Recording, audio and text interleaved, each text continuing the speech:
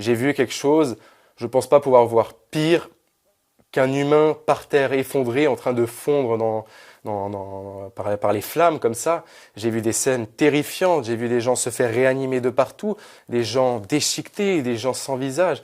J'ai vécu l'horreur et je sais qu'aujourd'hui, je ne vois pas comment ça pourrait être pire. On arrive, on voit un mouvement de foule énorme, on voit des gens de partout, des premières personnes torse nu par terre, des brûlures de partout, ça crie, c'est effrayant. C'est une scène de film d'horreur, j'ai envie de dire. Et je trouve ça quand même assez comment dire, horrible de rester spectateur face à une situation où on voit des enfants de 14-15 ans en train de brûler. Et on reste là sans rien faire. Donc on a décidé d'aller agir. On a vu qu'il n'y avait pas encore beaucoup de pompiers. Il y avait un seul camion de pompiers qui était là. Donc on est allé, mon père le premier, moi derrière en suivant, pendant que tout le monde s'écartait. On est rentré et puis à partir de là, on a commencé à sauver.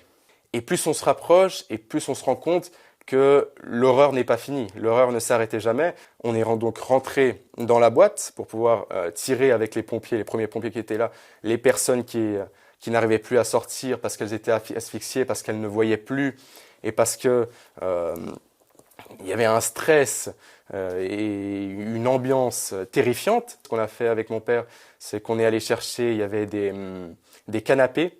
Donc les canapés étaient faits à base, c'était une base métallique, puis des coussins par-dessus. Donc on a retiré tous les coussins et on s'est servi de ces canapés comme civière en fait, parce que les premiers pompiers étaient là, mais il y avait beaucoup trop de personnes blessées, inconscientes.